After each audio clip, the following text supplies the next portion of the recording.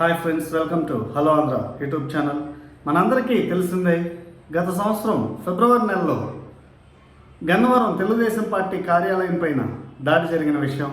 అయితే అసలు తెలుగుదేశం పార్టీ కార్యాలయం పైన దాడి ఎవరు చేయించారు, దాని వెనుక సూత్రధారి ఎవరు అనే విషయానికి వస్తే అందరి వేళ్ళు వల్లభనేని వంశీ వైపే వెళ్తాయని చెప్పుకోవాలి. అయితే ఆ రోజు జరిగిన దాడిలో ప్రధానంగా వంశీ అనుచరులైనటువంటి యూసుఫ్ పఠాన్, రమేష్ వీరిద్దరూ ఇన్వాల్వ్ అయి ఉన్నారు. వీరితో పాటు దాదాపు మరో 100 మందికి పైగా ఈ దాడిలో పాలు పంచుకోవడం జరిగింది.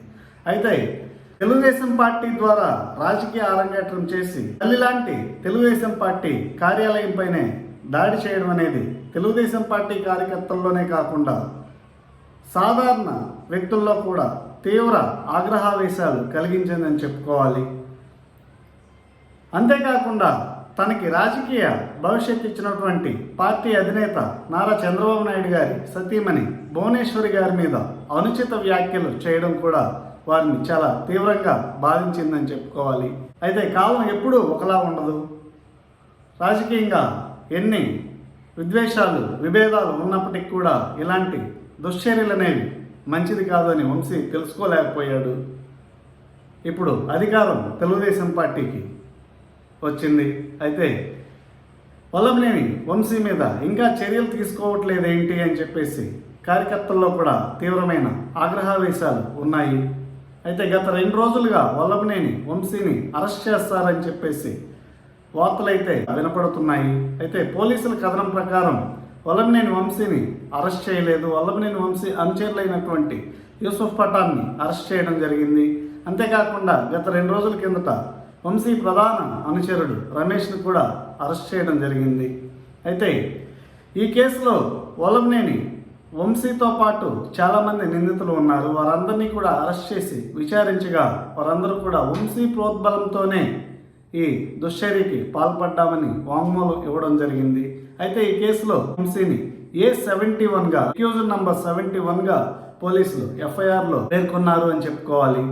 అయితే ఒకవేళ వంశీని ఈ కేసులో ప్రధాన ముద్దాయిగా యాడ్ చేయాలి, అనగా A1గా యాడ్ చేయాలి అంటే వంశీకి మళ్ళీ ఈ కేసుకు సంబంధించి మెమో అనేది ఇవ్వాల్సి వస్తుందని కూడా చర్చ అయితే జరుగుతుంది.